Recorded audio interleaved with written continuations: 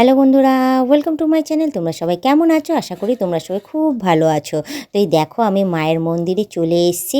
তো তোমরা দেখতেই পাচ্ছ যে মায়ের মন্দিরে আমি এখন প্রণাম করে নিচ্ছি আর ঘন্টা বাজিয়ে নিচ্ছি। তো চলো তোমাদের জানাই যে আমি কোথায় এসেছি। তো এই মন্দিরটা হচ্ছে ডাকাতকালী বাড়ি, যেটা নসিবপুরে অবস্থিত, সিঙ্গুরের আগে। তো দেখতেই পাচ্ছ মন্দির প্রাঙ্গণটা কতটা বড় আর কতটা সুন্দর। এটা হচ্ছে গেট।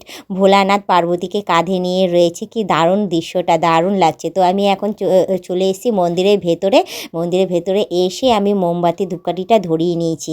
ধরিয়ে নিয়ে এবার আমি পুজো করে নেবো। কী বলো তো, আমি প্রায় সময় আমি এখানে আসি, কারণ এত সুন্দর শান্তি পরিবেশ আর এত ভালো যে আমি কি বলবো। এখানে বেশিরভাগই সন্ধ্যের দিক করেই পুজো হয়, মানে যেহেতু ডাকাত কালীমা, যার জন্য এখানে রাতের দিক করেই বেশিরভাগ পুজোটা হয়।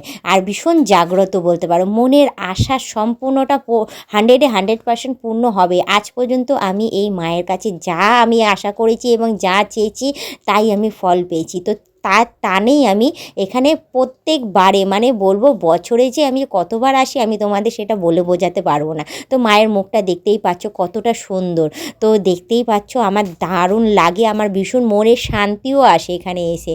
আর আমার সমস্ত আশা আমি পূর্ণও হয়। আমি যতবার আমি এখানে এসেছি খালি হাতে কখনোই আমি ফিরে যাইনি। তো মাকে আমার পুজো দেওয়া হয়ে গেছে। এদিকে আমি ধূপকাঠিটা লাগিয়ে নিচ্ছি আর মোমবাতিটাও বসিয়ে নিচ্ছি। এবং আমার বাড়ির থেকে না অনেকটা দূরে, জানো তো। তারপরেও বলবো, ঠিক আমি এই সন্ধে হলেই না আমি রেডি হয়ে যাই আসার জন্য।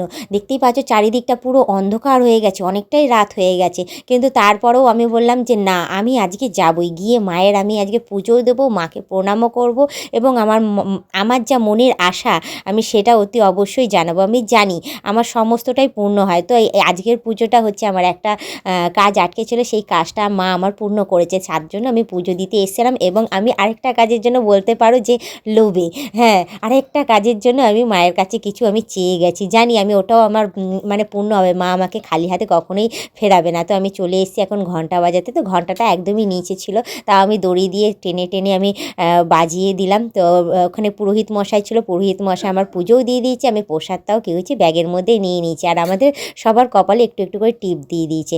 তো ভীষণ জাগ্রত। তোমাদেরকেও বলবো এই নসিবপুরে চলে আসো, এসে মায়ের পুজো দিয়ে যাও, মায়েরকে নিজের মনের আশা, মনের সমস্ত কিছু জানিয়ে যাও। অতি অবশ্যই মা তোমার পূর্ণ করবে, কোনো দিনও খালি হাতে পাঠাবে না। আর দেখতেই পাচ্ছ মন্দিরটা খুব সুন্দর আর ভীষণ ভীষণ বড়।